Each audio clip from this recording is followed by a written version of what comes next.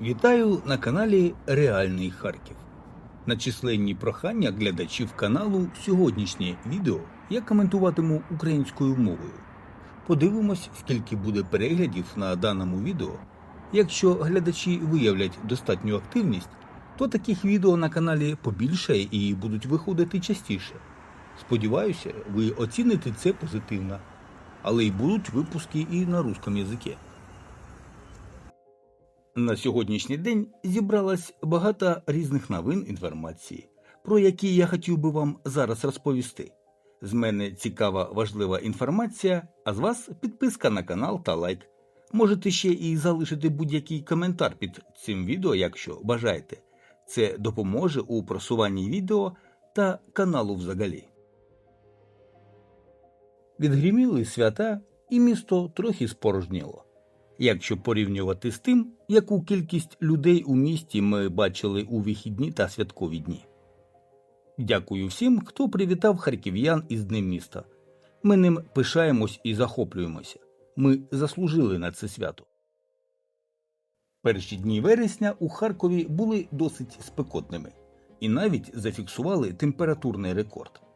1 вересня у Харкові стопчики термометрів піднялися до 34,2 градусів, перевершивши попередній показник 2020 року. Про це повідомили в регіональному гідрометцентрі. Попередній максимум температури було зафіксовано у 2020 році, він становив 34 градуси.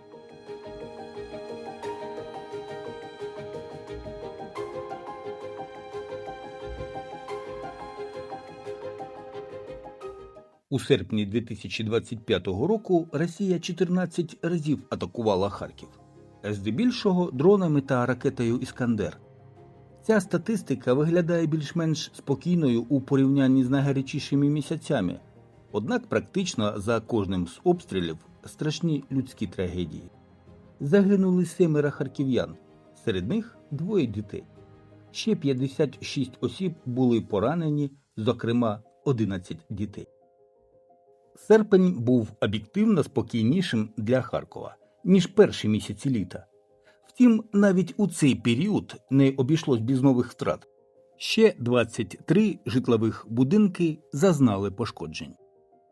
І це на додачу до понад 9 тисяч тих осель харків'ян, які вже постраждали від обстрілів. Дякуємо всім, хто допомагає Харкову вистояти. Рятувальникам, медикам, комунальникам і волонтерам, які своєю працею тримають місто на ногах та підтримують інших. У Харкові, місті, яке щодня страждає від війни, тривожність та страх стали частиною повсякденності. Постійні повітряні тривоги, неможливість планування, невизначеність майбутнього, страх за близьких впливають на ментальне здоров'я кожного. Психологи радять не намагатися бути сильними, адже відчувати тривогу та страх – це нормально. Така природна реакція організму на небезпеку. До того ж, усі ми зараз переживаємо колективну травму. У той же час турбота про власне ментальне здоров'я – це не слабкість, а дія, яка в сучасних реаліях допомагає вижити та зберегти здоровий глузд.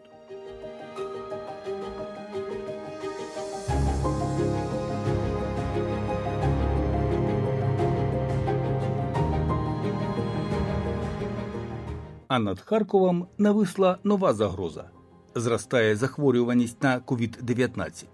Про це повідомили у Харківському обласному центрі контролю та профілактики хвороб. На 35-му тижні 2025 року з 25 по 31 серпня на грип та ГРВІ з урахуванням випадків COVID-19 захворіло 1853 людини. У структурі ГРВІ питома вага захворюваності коронавірусом становить 21,5%. В області захворіло 399 людей, з них 61 дитина.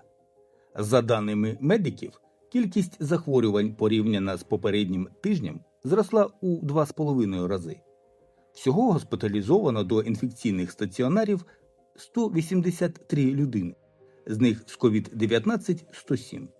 На території Харківської області відмічається циркуляція коронавірусу субваріанту Стратус. Хоча цю загрозу ми пережили тоді, переживемо і зараз. Харківські дизайнери пофантазували на тему, що можна побудувати на місці будівлі хода.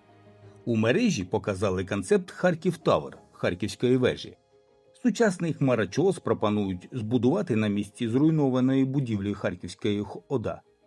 Ця вежа є спадщиною харків'янина Володимира Татліна, який колись створив легендарну башту Татліна, проєкт, який став іконою світового модернізму, але так і не втілений в життя. Автори кажуть, що переосмислюють цю ідею в сучасності та пропонують її як символ нового Харкова – міста культури, інновацій та свободи.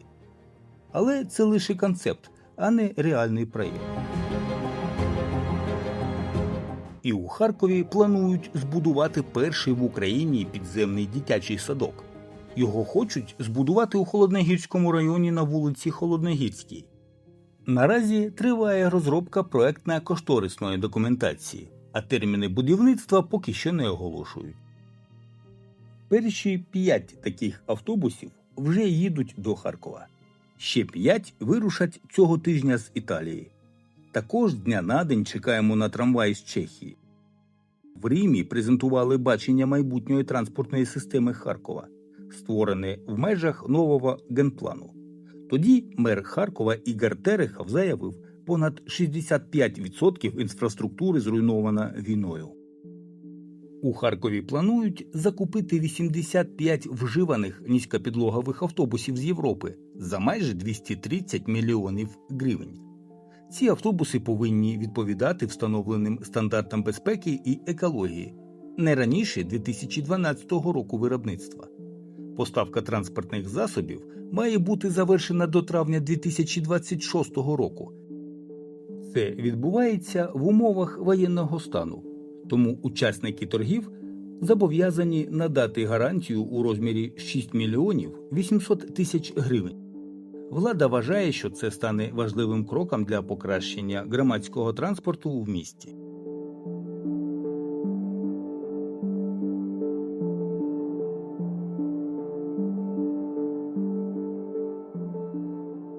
Ще трошки красоти та життя в місті Харків.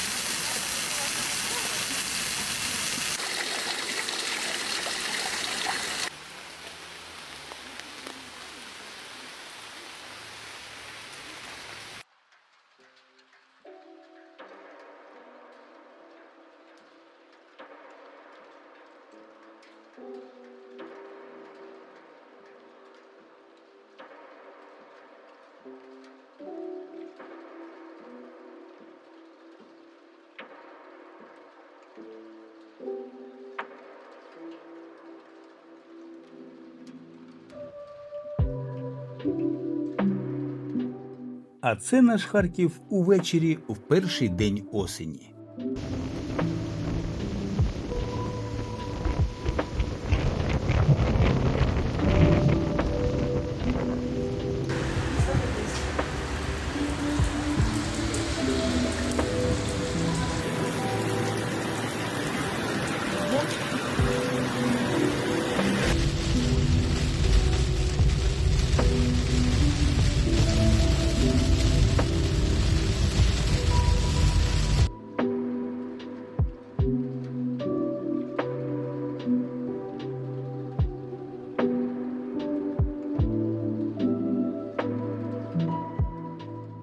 Подивіться на ці неймовірні світлини блискавок над Харковом 1 вересня 2025 року.